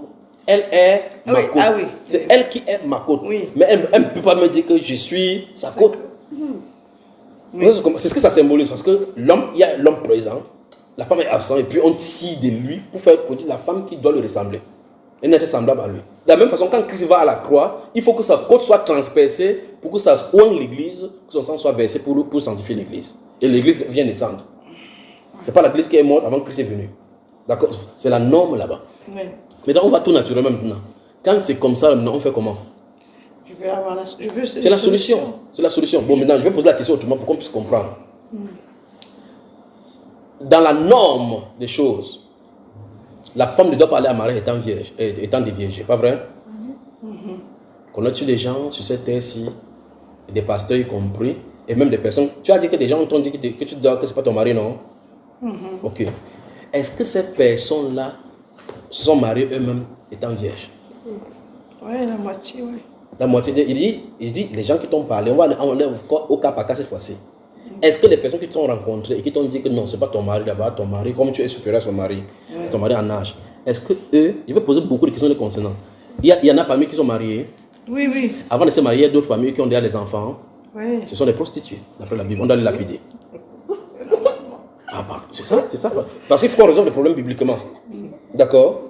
Si une personne se présente par exemple devant toi, il dit, ah, ma soeur, c'est un exemple que je viens de prendre comme ça. Ça peut ne pas être ça ou quoi. Mais je dis justement, voici une femme qui vient vers toi. Il dit, mais ton mari tu es supérieur en âge à ton mari. Suis attentivement, je suis dans la Bible. Regarde, je viens de plonger dans la Bible. Et puis il vient de sortir avec quelque chose. Tu nages là-bas. C'est merveilleux ça. Regarde, une femme vient et se positionne là-bas. Fût-elle mariée et que son mari soit supérieur. Mais si elle a un enfant qui n'est pas l'enfant de son mari, quand elle va finir de parler, on va questionner cet enfant-ci. D'accord? Ok. Ton mari est supérieur, inférieur en âge en toi. Elle dit oui, merci beaucoup. Qu'est-ce qu'il faut faire? Il faut divorcer. Bon, en admettant que c'est ça la solution. On se tourne maintenant, quand on a résolu ton problème, il faut qu'on prépare le processus de divorce pour toi. La Bible déclare que si une femme va en mariage et on le prend, elle n'est pas vierge, elle s'est prostituée chez son père. La solution, c'est qu'on doit la lapider. Oui. Donc, toi, tu dois divorcer. Elle doit être lapidée pour que la Bible soit correcte. Nous sommes d'accord là-dessus. Va dans la norme. Donc, si quelqu'un vient te dire que tu dois divorcer, dis à ces personnes, c'est que le péché que tu as commis là-bas, c'est la sanction aussi. On est d'accord? L'homme ou la femme? On doit même la... l'homme. Que ce soit l'homme ou pas. On a dit, puisque cette femme qui commet l'adultère là-bas, il a fait avec quelqu'un, non? Moïse a dit au chapitre 22 de Deutéronome que si on trouve une femme mariée avec un homme qui sont couchés ensemble, les deux doivent être lapidés pour que le péché soit expié d'Israël. Pourquoi ils ne pratiquent pas ça? Question, c'est pour ça qu'elle me demande pourquoi le plaisir. C'est là où je vais aller. Je vais toucher au niveau de là où on parle de la miséricorde du Seigneur. C'est pour ça qu'il était plongé dans la Bible tout à l'heure. Tu vois? La Bible déclare dans Romains chapitre 2, là où je suis sorti là tout à l'heure, il dit, toi qui enseignes aux autres, tu ne t'enseignes pas toi-même. Tu te fais docteur des insensés, le conducteur des aveugles. En jugeant les autres, tu ne te juges pas toi-même. À cause de cela, à cause de vos actions, dont le nom de Dieu est blasphémé au milieu des païens. Donc ça veut dire que celui qui juge et qui juge justement doit être Dieu. Est-ce que la sanction de ce genre de style de choses, c'est que tu divorces? Puisque tous, nous avons fonctionné dans le temps d'ignorance. C'est ça le problème, c'est ça où il va en venir. Nous avons tous fonctionné dans le temps d'ignorance. Bon, maintenant, si quelqu'un verse un sang, par son sang, ça sera versé. Quelqu'un qui va se tenir devant toi comme ça, peut-être c'est un garçon qui va te dire cela. En temps, quand il était jeune, il a enceinté une fille, il a fait enlever l'enfant. Il a tué l'enfant. Et on a vu clairement que tous les enfants sortent de quelque part. Et ils vont quelque part. L'enfant qui est sorti de quelque part est arrivé, il a interrompu son cours d'existence. Et ils vont le retrouver quelque part, il va voir là, cet enfant-là dans la face. Donc cet enfant-ci, fût-il un pasteur, il a été prêché en disant, comme par exemple moi, si je suis en train de prêcher, que j'ai fait ça dans le passé, si je dis que voici la sanction pour toi, quand viendra de mon sanction aussi, si il a fait tuer un enfant dès le départ, dans le passé. Puisque la loi veut que si tu tues un enfant par son sang, si un homme verse le sang d'un homme par son sang, ça sera versé, pas vrai? Voilà. Alors maintenant, qu'est-ce qu'il doit faire, lui, par rapport à l'enfant qu'il a tué, par rapport à l'avortement qu'il a fait, ou bien pour une femme qui a fait l'avortement, qui te dit qu'il divorce? Tu comprends? Donc, tu n'as pas un mieux, tu peux divorcer, rester tranquille. Elle, on doit lapider. Donc, elle doit se faire porter garant, va arriver les frères. Que frère, lapidez-moi parce que j'ai accouché un enfant à la maison. Combien de sœurs en Christ maintenant ont des enfants? Tu veux les voir avec un père. Tu vois que la tête de l'autre ne ressemble pas vraiment à l'autre. C'est quand même terrible. Ça, j'ai remarqué. C'est terrible. Tu vas voir que lorsque quelqu'un vient en mariage maintenant, il vient d'abord avec l'héritage de un homme qui marchait, il avait 3 enfants différents, avec 3 pères différents, avec 3 femmes différentes. Il vient quand il marie, il prend tous ces 3-là. Les 3-là, chaque personne a sa part de petits démons qu'il a dit toute la famille de sa mère là-bas. Il vient. L'autre sœur aussi a tellement fait la fornication, elle s'est réfugiée aussi par ses maris. Elle vient avec 5. Donc quand il s'est marié, ils ont déjà 8 enfants. Avec 8 difficultés et des tentacules terribles dans des nuages. Quand il finit, maintenant, il faut qu'il produise maintenant un epsilon qui est parmi, qui est le trait d'union entre les 8 démons totalement dispatchés. Et là, maintenant, cette personne vient te dire que tu dois divorcer. Il faut qu'on les tue, les deux. Pas vrai? Donc, ce n'est pas ça le problème. Voici la voix de Dieu. Dieu ne tient pas compte du temps d'ignorance. C'est simple. Voilà la voix de Dieu. La voix de Dieu, c'est ça. Maintenant, tu t'es marié. Voici le vrai problème. Le vrai problème là, c'est que si quelqu'un se tient devant moi, et c'est là que je vais sortir avec. J'ai dit tout à l'heure qu'il va raconter une histoire concernant ce genre de rencontre. Si quelqu'un se tient devant moi en tant que chrétien, parce que là tu l'as fait dans l'ignorance. Si quelqu'un te tient devant moi en tant que chrétien, et puis tu te présentes un homme, tu es un homme, tu dis voici une femme que je vais épouser. Il y a 2 questions que je pose toujours. 2. Première question, quel est son âge? C'est l'homme qui dit. L'homme dit j'ai 20 ans, elle a 30 ans. La deuxième question, il ne pose plus. Tu comprends ça, ma soeur? La deuxième question, il ne pose plus. Si lui, toi, tu as 20 ans, elle a 30 ans, je ne pose plus de questions parce que normalement vous devez vous arrêter. Parce que ce n'est pas normal. Il dit, ce qui est brûlé entre vous, vous brûlez n'importe quoi, c'est la passion. Ce n'est pas ce que tu veux, la deuxième question que je vais poser. Tu comprends ça, ma soeur? Donc, ça dit que vous devez vous arrêter. Quand il donne ce conseil, il ne donne pas une obligation. Il dit qu'il vous présente la Bible. Il dit, d'après la Bible, l'homme doit être supérieur à la femme. Parce que si tu arrives à la maison, tu la grondes un peu. Tu es en train de dépasser la borne parce qu'il y a le droit d'aînesse qui existe, qui est sacré devant Dieu. Tu es la femme et tu dépasses l'homme en âge. À un moment donné, tu parles. Si elle parle dans l'homme, tu parles, dire que, ok, je te parle comme ta grande soeur. Tu dois te taire.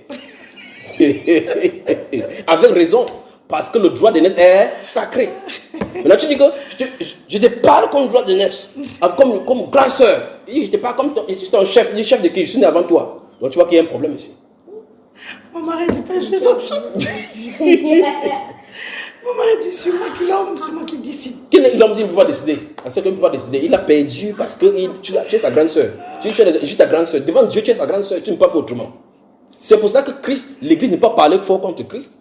Parce qu'on est des enfants, on est ses enfants, les filles. D'accord? Maintenant, si ces deux personnes qui se présentent devant moi, l'homme a 20 ans, quand il parle de 20 ans, pourquoi on voit les différences? C'est pas que c'est totalement grand temps. Que ce soit, que celui-ci ait 20 ans un jour et que la femme ait 20 ans 2 jours, c'est sa grande sœur.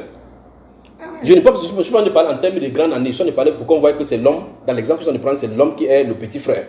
Donc, si l'homme, il dit encore, si l'homme a 20 ans un jour et la femme a 20 ans 2 jours, la femme est supérieure. Parce que dans la Bible, on voit que Ésaü et Jacob, c'est pas en termes de naissance grandieuse par rapport au temps. Ésaü et Jacob sont sortis, il a perdu son droit de naissance. Ils sont nés le même jour. L'autre est sorti avant le pas vrai. Donc si on parle de jour, ils ont le même jour, mais l'instant que celui qui est d'abord sorti, à cet instant, même c'est une seconde, droit de naissance, c'est sacré pour Dieu. Donc quand on parle aux gens, ils disent non, je préfère épouser une femme, si elle a 5 ans, c'est quand même trop. Quand même, c'est pas nous qui déterminons. Est-il sorti, oui ou non, avant toi? Si c'est oui, alors le compte est réglé. Alors, donc si ces deux personnes qui se présentent devant moi veulent se marier, c'est ta grande soeur, oui. Laisse ta grande soeur, accompagne-la en France. Et laisse-la partir, tu comprends, oui. Voilà, cherche ta femme. Alors, parce que si il arrive que l'homme est supérieur, il pose la question, est-ce que tu l'aimes? Voilà la deuxième question qu'il veut poser. Parce que le mariage est basé sur l'amour. Première chose, le mariage est basé sur le principe de la Bible. Tu dois respecter. Parce que quand on va vouloir te célébrer, votre mariage, on doit pouvoir prendre la Bible. Et on est obligé de lire que Dieu a créé l'homme, et puis il a créé la femme, et il a dit que c'est pourquoi l'homme qui dans son père. Tu ne peux pas vouloir lire quelque chose de la Bible en regardant la suprématie que tu as mis là-bas, et l'autre, tu as mis ça contre quelqu'un qui a fait autre chose là. Ce n'est pas Bible que tu as dû appliquer. C'est un peu comme par exemple les catholiques qui prennent les hosties là, qui rompent. Ils font ça, quelqu'un d'arrêté, il dit que après avoir mangé, lui il n'a pas mangé, mais il dit après avoir mangé. Tu comprends, il y a un problème ici. Il dit après avoir mangé, lui qui parle, il a mangé. Il devrait s'arrêter en disant que je mange. Il dit après avoir mangé, parce que vous avez vu comment on a mangé. Il prit du pain. Et après avoir rendu grâce, il le rompit. Il rompt. Il leur donna de manger. De même, après avoir bu la coupe, il arrête la coupe comme ça là. Il arrête la coupe. Il boit. La partie, on a dit qu'il buit, il en donnant à tous. Il boit. Vous ne buvez pas, vous voyez seulement. Je vois qu'il y a un problème, n'est-ce pas, ma soeur? Pourtant, il a de lire la Bible. C'est la Bible qu'il a de lire. Il lit la Bible, vous entendez la Bible, il ne fait pas ce que la Bible dit devant vous. Donc, si un homme est inférieur à sa femme par rapport au mariage, ne lisez pas la Bible là pour célébrer ce mariage-là. Bon, maintenant, si ça a été déjà fait avant la Bible, on met la Bible de côté, on dit comment est-ce que Dieu traite les gens qui ont commis un style de péché d'une façon ou d'une autre sans connaître la Bible au préalable. La réponse de la Bible est simple. Comme je dit au départ, Dieu ne tient pas compte de temps d'ignorance. Ça se passe que quand, dans votre ignorance, Dieu t'a arrangé pour que tu sois quelque part. Si tu es séparé maintenant, si tu décides de te séparer, tu te trouves dans un autre piège de la Bible qui dit une femme qui se sépare de son mari et qui en punit pour nous comme un adultère. Tu vois le problème là? Là maintenant tu commences à commettre adultère. Voilà, là où nous se trouvons. Qu'est-ce qui se passe? Il faut juste continuer là où tu te trouves. C'est un peu comme les polygames. La Bible montre clairement des polygames dans les Saintes Écritures, sans que ça soit la volonté de Dieu. La volonté de Dieu, c'est un homme, une femme. Bon, maintenant, je rencontre un chrétien. Nonobstant tout ce que les chrétiens peuvent dire, tout ce que les gens peuvent dire maintenant pour justifier leur fornication et leur habitude sexuelle. S'il dit, c'est Dieu qui dit. S'il rencontre un chrétien qui est marié et qui a 3 femmes, 4 femmes, 5 femmes, 6 femmes, je vais lui dire que tu étais dans l'ignorance. Même si on t'a enseigné ça, que c'était ça, c'est quand même faux. Tu vois cela? Donc, dès qu'il a entendu ça, S'il était avec 4 femmes, la prochaine fois s'il prend une 5e femme, il a désobéi à la Bible parce que maintenant il est au courant de cela. Tu comprends? Parce que la Bible déclare que Jésus dit que si un homme répudie une femme et en épouse une autre, il commet l'adultère.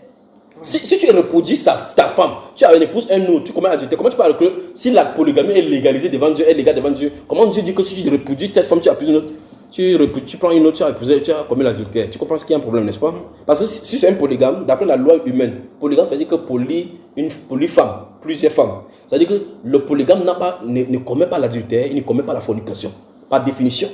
Tu comprends cela? Mais la Bible dit qu'un homme commet l'adultère en chassant une femme et en prenant une autre. Si j'ai le droit d'avoir la polygamie, pourquoi donc on me dit que si je prends une femme, je commets l'adultère?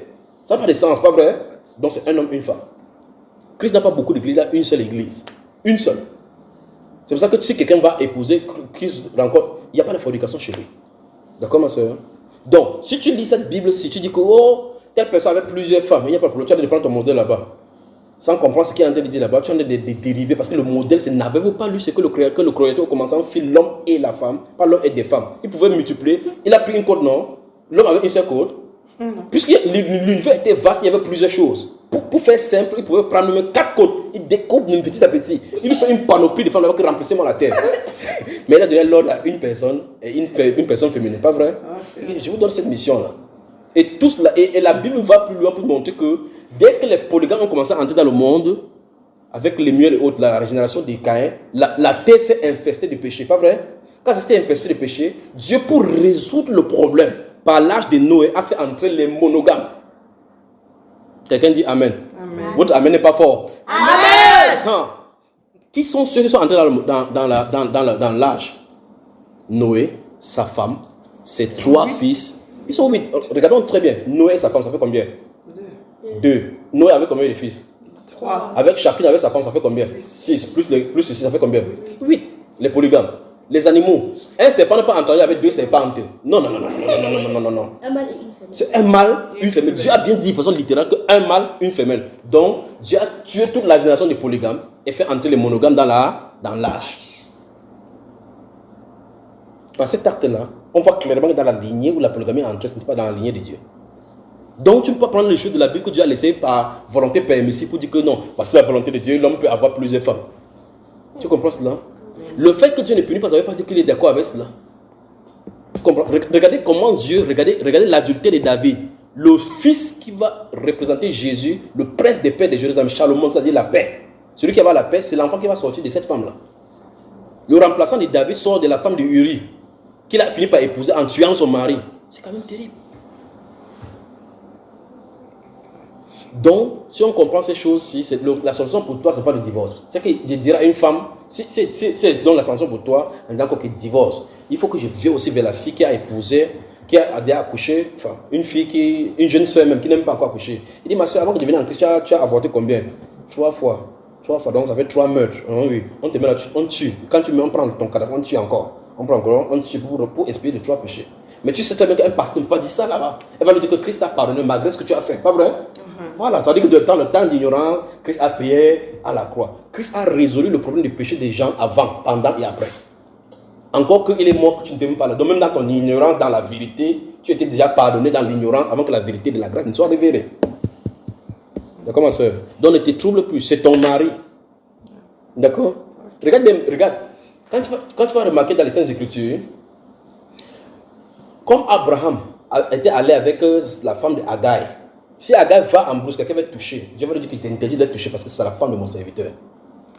Tu vois cela? Mais quand quelqu'un veut aller à Abraham, quand il veut parler de façon spécifique de la femme d'Abraham, il parle de Sarah. Parce qu'il l'a déjà connue. Tu me comprends ça, ma soeur? Voilà. Donc, quand tu vois des choses de la Bible, il faut laisser la Bible telle qu'elle est et laisser que les gens qui enseignent. Il y a des gens qui le disent par exaltation. D'accord, ma soeur? Voilà. La femme qui avait été emmenée dans Jean chapitre 8 et qui avait commis l'adultère était prise en flagrant délit d'adultère. La loi de Dieu dit clairement qu'on doit la lapider. Mais il fallait que l'homme soit là pour qu'on la lapide. L'homme n'était pas là. Jésus savait très bien que Moïse avait dit cela. Mais il a dit que les gens qui t'ont condamné là, ils t'ont pas tué. Non, pas tué. Moi, monsieur, je ne te condamne non plus. Va et ne commets plus. Oui ou non, elle avait contrarié la loi de Dieu. Oui, la sanction disait telle chose, pas vrai? Et oui, on ne l'a pas tué quand même. Tu vois? Jésus lui a dit, est-ce que vous savez que les sacrificateurs, le jour du sabbat, désobéissent au sabbat? C'est pour ça qu'ils offrent plutôt, malgré qu'ils portent l'effort, ils offrent des sacrifices d'inspiration pour eux. Parce que le jour du sabbat, le jour qu'il a dit, le fait qu'il fait le service de Dieu, il a fait un péché. Il dit quand le sacrificateur, le jour du sabbat, il a de brûler le pain de proposition, brûler les parfums devant le Seigneur, il ne devrait pas le faire. Parce que c'est son œuvre à lui. Et la loi de Dieu dit que le 7e jour, tu dois te reposer. Le voici maintenant, il est dans l'ambiguïté. Il fait une œuvre où il est censé se reposer. Et en même temps, l'autre loi dit que les sacrifices d'action de grâce, et ainsi de suite, il y avait les sacrifices, le pain ne doit pas manquer. S'il dit, oh, je ne fais pas mon œuvre, parce que Dieu a dit qu'il me repose le 7e jour, il obéit bien. Mais on dit que la proposition, le pain de proposition ne doit pas manquer. Le parfum ne doit pas manquer. S'il manque, c'est un péché. Il ne peut pas faire, c'est un péché, parce qu'il pêche l'autre. Bon, on dit donc qu'il pêche sans se rendre coupable. C'est ce que Jésus dit. Il pêche sans se rendre coupable. Donc, ne t'inquiète pas par rapport à ton mari. Quand tu vas l'appeler tout à l'heure, tu dis, chérie, je t'aime, tu es mon mari, d'accord? tu vas le faire? Ça, elle le sait, ouais, je veux le faire. Mais tu vas quand même le dire maintenant que tu es mon mari et rien ne peut y faire. Ah, c'est mon mari, personne ne peut me séparer de Mais, lui. mais tu as dit tout à l'heure qu'on t'a dit ça, ça t'a troublé. C'est pas que ça m'a troublé. Tout le temps, on le répète. Tout le temps, alors moi, je vois, c'est vrai. Regarde, si quelqu'un te dit maintenant, tu le regardes bien droit dans les yeux. Si c'est une femme, tu dis, ma soeur, est-ce que tu es venue en mariage vierge? D'accord, ma soeur? Si c'est un homme, tu dis que toi, là où tu es là, tu as donc tu as mesuré tes questions que tu vas donner. En tout cas, donc on prend une respiration. Merci pour cette question-là, d'accord? Maintenant, je finis avec cette histoire-ci. Il y avait un couple, quand, en 2013, je crois que c'est 2013, qui était venu me voir avec mon épouse. Nous habitions chez eux. Ça a tellement traversé le temps que je risque d'écorcher l'histoire. C'est une femme, je me souviens plus, c'est une femme qui est venue me voir. Comme ça, ils ont appelé que je vais vous voir, je vais vous voir, je vais vous voir. Ils sont venus en délégation à la maison. Et quand c'était la première fois, c'était la première notion, la première fois que j'ai résolu ce problème de mariage entre l'homme et la femme qui est supérieur. Et puis on s'est mis là-bas.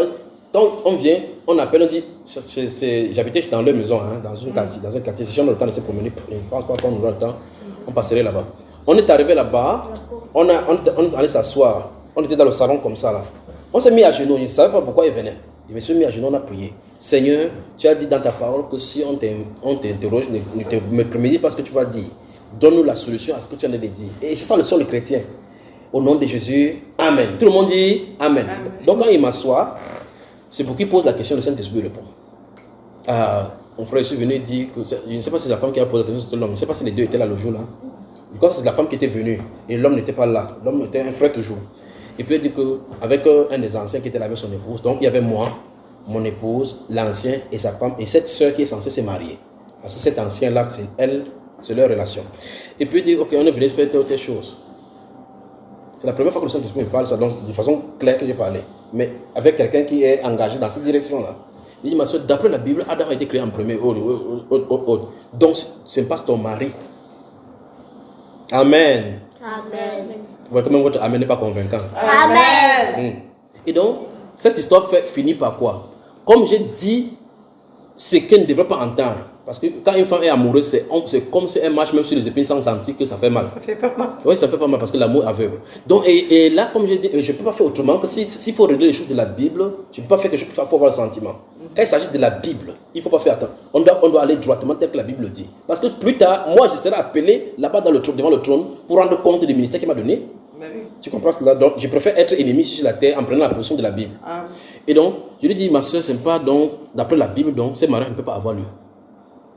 Après que j'ai dit ça, je n'en conviens pas. Parce que même si tu continues, tu m'invites, mon mariage viendrait, tu donnes, je mange. Demain, quand vous pleurez, je ne serai pas là. Tu comprends ma soeur? Je lui ai dit. Je crois qu'ils sont entêtés, avancés jusqu'à un niveau donné. Je ne sais pas comment ça s'est passé. Finalement, ça s'est gâté. Mais toujours, que quand elle est sortie là-bas, elle n'était pas contente. Et c'était la dernière fois qu'il venait dans notre milieu. Peut-être elle était fervente là-bas. Tu vois? Ils m'ont haï sans cause parce que je leur ai dit la vérité. Ouais, et pendant qu'elle partait à ce mariage, elle avait un fils. Elle avait un enfant qui était là. Et pendant que j'étais dans la vision, je voyais son fils avec quelque chose qui était... La souris marchait dans sa poitrine. Et de l'autre côté, on a insulté mon nom. Et de l'autre côté, je sens de voir qu'il faut résoudre ce problème des enfants. Il ne peut pas faire autrement. Et l'enfant en est mort, finalement. pas un enfant, c'est un garçon comme moi, comme ça. Donc, c'est pour dire que ces problèmes-ci, si quelqu'un vient devant moi et qu'il est déjà m'arriver de la pensée de Dieu, la pensée de Dieu, c'est que si tu viens, que tu es déjà dans ces conditions, on ne peut plus rien faire. Je ne peux pas te dire qu'on va divorcer parce que tu es là, tu vas faire comment avec l'enfant, avec les enfants, avec tout ce que vous allez faire. Donc, Dieu nous a appelés à la paix. Et tu as été appelé étant marié que supérieur, continue comme ça. N'es-tu pas encore été appelé en tant que marié, arrête de ne pas le faire. C'est ce que mon grand frère dit, pas vrai? Il a résolu le problème. Donc, il faut aller en paix. Dieu nous a appelés à la paix. Et même si l'homme il est chrétien, moi j'étais païenne par exemple. Quel qu'en soit le cas, vous êtes dans l'ignorance. Parce que tu as dit que tu es venu ici avant de comprendre que la femme ne doit pas enseigner, que la femme ne doit pas faire ceci. Oui. C'est qu'il y a des choses comme vous enseignez là-bas. Avant de me marier, mon mari était déjà chrétien. Il est là chrétien. Bon, quand tu l'as dit ça, il a dit quoi? Hein? Il a dit comment? Il y a des chrétiens qui ont vendu le droit de naissance. Tu m'as dit que tu as vu les chrétiens qui se comportent comme les païens, non? Oui. Tu as des femmes qui prennent la Bible et disent que mon frère, ma soeur, je suis le pasteur de Dieu. Elle dit comme ça, je suis la pasteur. À un moment donné, elle dit le pasteur. Parce qu'elle sait même que ça ne va pas. Mais pourtant, elle dit chrétien, non? Mais la Bible dit que je ne permets pas à la femme d'enseigner. Parce que mon mari m'a dit, laisse-les parler, ils ne savent pas ce qu'ils font. Il faut me saluer ton mari, hein? D'accord? Il faut saluer ton mari. Que le Seigneur vous bénisse. On prend une pause, 5 minutes. Allez prendre une bouteille d'eau, vous lui donnez et boire pour respirer. On parle par la suite. Une pause qui s'oppose à la pause à une dose.